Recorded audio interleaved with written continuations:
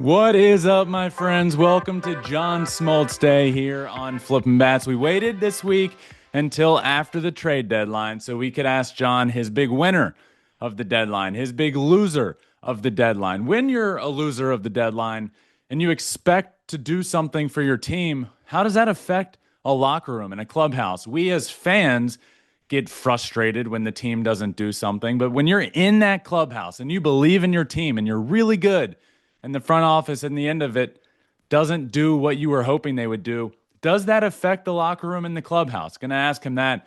And of course, what are the Atlanta Braves doing? Why didn't they do more? We'll talk to him about that. This is going to be a really fun conversation. I love our post-trade deadline conversations every year with John Smoltz, so I hope you all enjoy it as well. Remember, Flippin' Bats is presented by FanDuel. Bet baseball with us all season long on America's #1 sports book.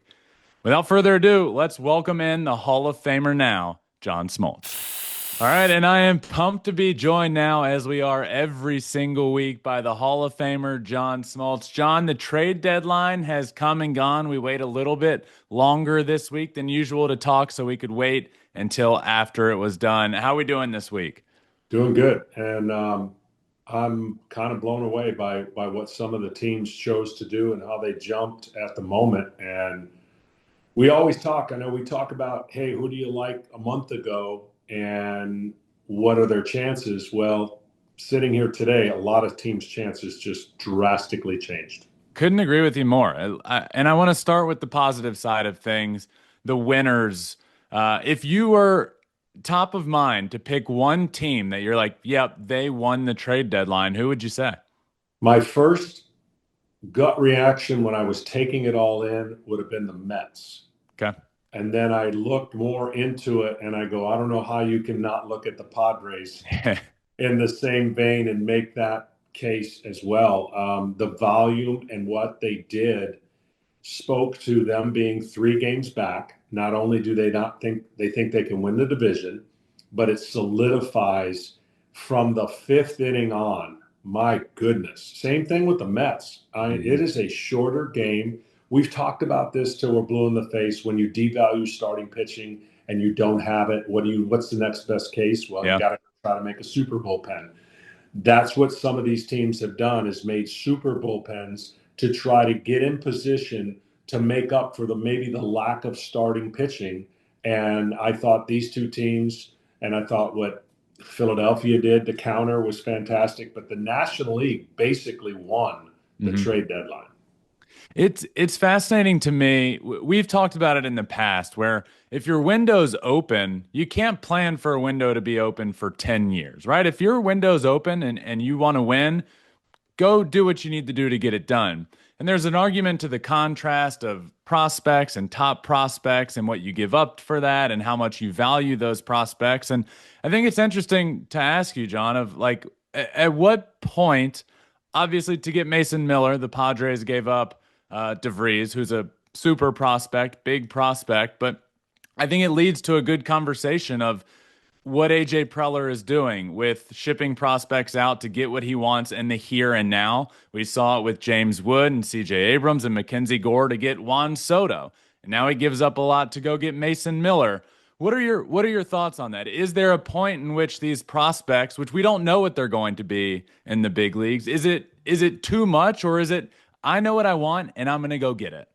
Well, the biggest thing, you also got to factor in who he's going up against. I mean, he's going up against the beast in the Dodgers, in Yeah. their roster and their payroll, and he sees a moment to pounce where they're vulnerable, right? It could easily be the other way. They could be 11 games up, super healthy, and maybe it triggers a different response out of San Diego, because getting in is not good enough for the Padres. They've been there, done that. Yeah. He wants to knock the giant off, get to the World Series, prove that this is worth it. Who knows what's going to happen in 2 years, right? The whole industry could change. There's a lot of things going on that maybe change the way teams said, hey, man, I know this year and next year is the only thing given. Who knows what's going to happen in 2 years? So I give him all the credit. Look, I was all in 3, 4, 5 years ago when he did it. It didn't work. You got to sometimes stop the armchair quarterback like, hey, this was dumb 2 years later, when everyone thought this was pretty incredible. he's pouncing. Prospects, I would say, to your point, are more dependable now than ever before, but it's not a guarantee. The 100%. injuries, everything about it. So I think for that ball club, the energy they must have in their clubhouse for the last 2 months of the season has got to be off the charts with some of the moves they made. I couldn't agree more. And I do think there's a level of, look, some prospects, are going to be good big league talent. But at the end of the day, a lot of people that are up in arms don't know anything about a prospect. They just see the number next to their name that tells you they're supposed to be a good big leaguer. And we don't know. We see it all the time. Guys that are supposed to be big prospects. The Dodgers' number one prospect and a top five prospect in all of or top 10 prospect in all of baseball a couple of years ago was just traded to the Twins and then released. Like, you never know what a prospect is going to turn into. So I love it. AJ Preller is the epitome of aggressive, and he went to get it done.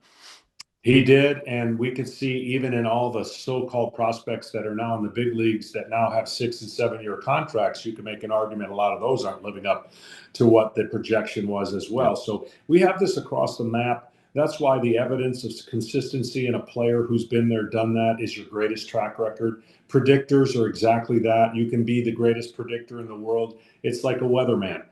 Great. Who wouldn't want to be wrong and retain a job by being 50% right on the weather? So, and I think that's sometimes where people don't understand when you're trying to project an A-lister of what he's going to do, and you only get a small percentage of that come true.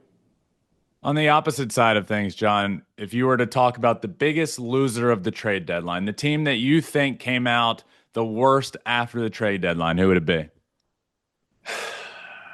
It's hard for me, and not knowing all the dynamics, but from afar, the Milwaukee Brewers are having a fantastic year. Mm-hmm. If I'm their fan base, I'm only thinking like a fan. I'm not thinking about 100%. like a GM. If I'm their fan base, I am got air coming out of the tire. I'm deflated. That doesn't mean they can't go on and go to the postseason, but as if you're a fan of the Brewers, you're like, please, we are having a monster year. If we add this or that, and not just one player, a catcher. And I think to me, I wouldn't call them the biggest losers. I would just call them a letdown. A fan letdown again in a situation where to what we've been talking about, like how many times can you do this? How many opportunities do you think you're going to have? Yep. How many times do you just keep putting your fan base in that maybe they don't get excited anymore. Maybe they're used to it, but they're having an unbelievable year. There's nothing to take away from the Milwaukee Brewers and what they've put forth on this year. But as the trade came and went, you can make an argument that they were one of the teams that barely did anything to increase their chances of a really, really good year. Do players get as frustrated with fans, or do players get as frustrated with the front office and the GM for not making the big move? Fans get all up in arms, but are players in the clubhouse frustrated, whether it be the Brewers or whether it be the Cubs, a team having a really good year that didn't make the big move that maybe the team thought they would, the fans thought they would? Does the clubhouse get frustrated as well? From everything that I've ever known and what I've been through, I would say yes. But a young player, maybe not as much. A veteran player who's in that clubhouse might be frustrated because he knows how it works. He knows how short life the window is. And I think for, again, Murphy's going to spin it. He's done an unbelievable. He's probably the manager of the year, hands down.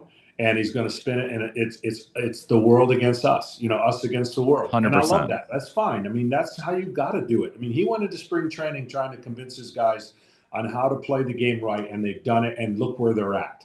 So the proof's in the pudding of what you can do. I think to your point, though, there's an energy shot waiting to hit that clubhouse when you get yourself in position to be even better than the team that's in front of you or your team that's behind you.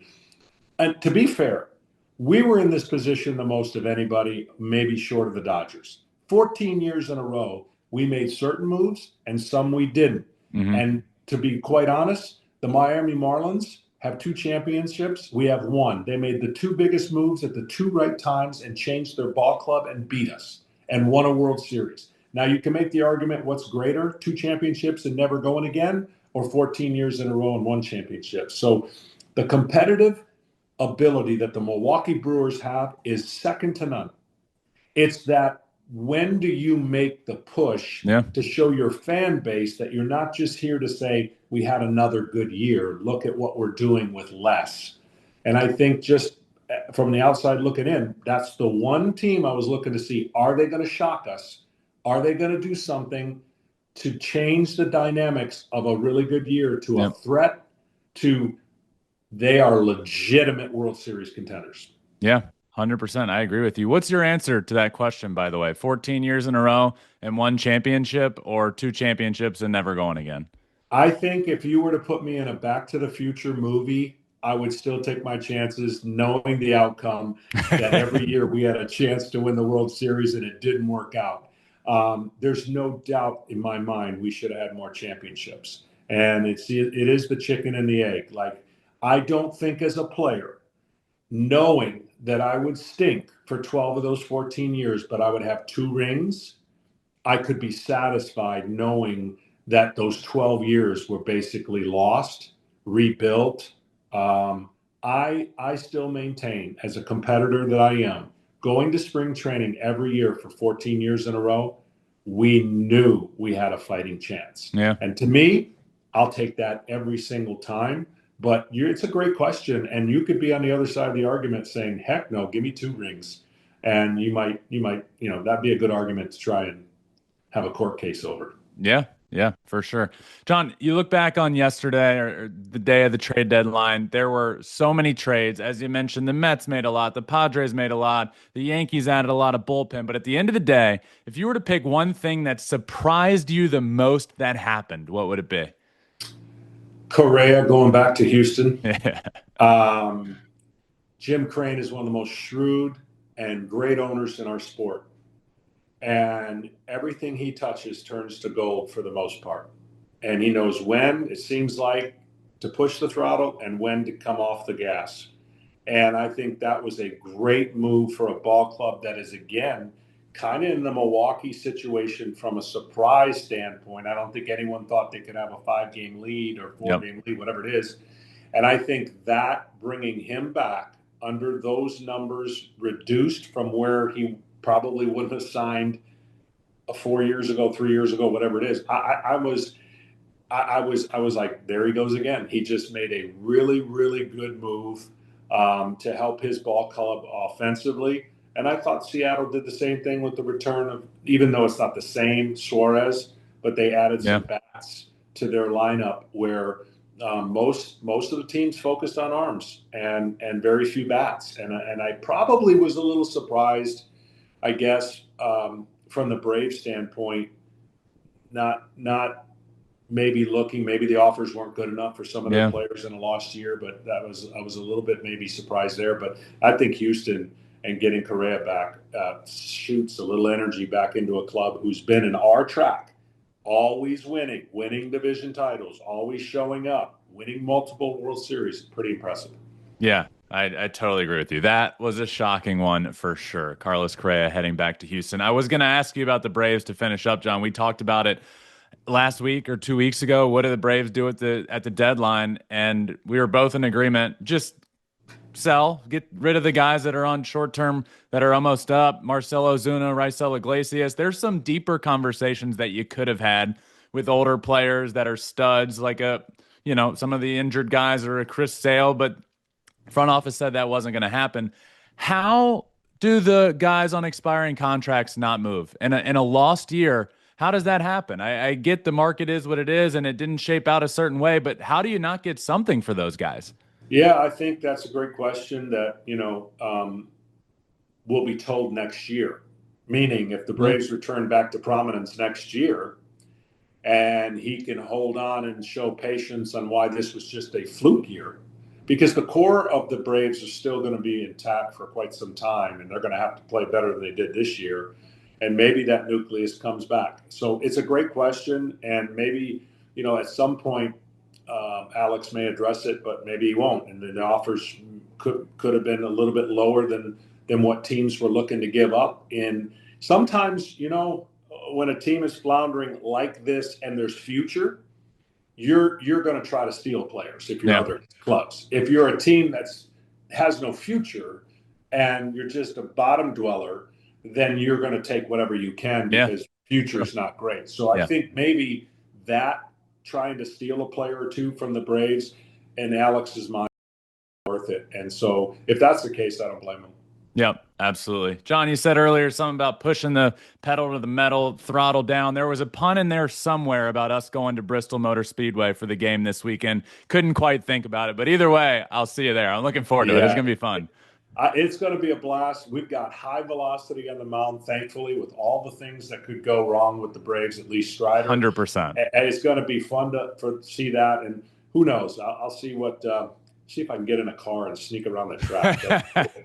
100%. I saw, obviously, Acuna's down. That sucks. But Strider being on the mound is fun for sure. Yeah, it's going to be a blast. Thanks again, John. I'll see you in Bristol. All right, just wanted to thank John for joining us again here on the show. We are both taking off for Bristol. I could not be more excited to get there and to see the game. It is going to be the first ever MLB regular season game played in the state of Tennessee. It is also going to be the most attended MLB regular season game in history. I think it'll be around 100,000 fans. I can't wait to get there and to see that. Really fun conversation with John today. Biggest surprise he saw, obviously, Correa. But the most interesting stuff to me was what did the Braves do? Why didn't they do anything? And I think he makes a good point there. So interesting stuff all around. Always really enjoy when John joins us here on the show. Hope you do as well.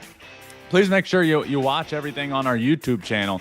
If you're just listening, you can watch everything on our YouTube channel, Flippin' Bats Pod there. Leave a comment. I love hopping in the comments, talking to you guys about everything that's happening. If you have any questions, ask away there as well. But comment on the video, subscribe to the channel. That all really helps. Check us out on Apple, Spotify, all that good stuff. Flippin' Bats Pod everywhere on socials as well at Flippin' Bats Pod. Really appreciate you all. I am off to Bristol. Enjoy the weekend of baseball, and we'll be back Monday to talk all about it and everything from Bristol. And check out the socials because I'm going to be there on site, walking around with the camera, showing you every angle of that cool ballpark that I possibly can. So really appreciate it. Enjoy the weekend. I will be back soon. Remember, until next time, my friends, find your bat and flip it. Peace.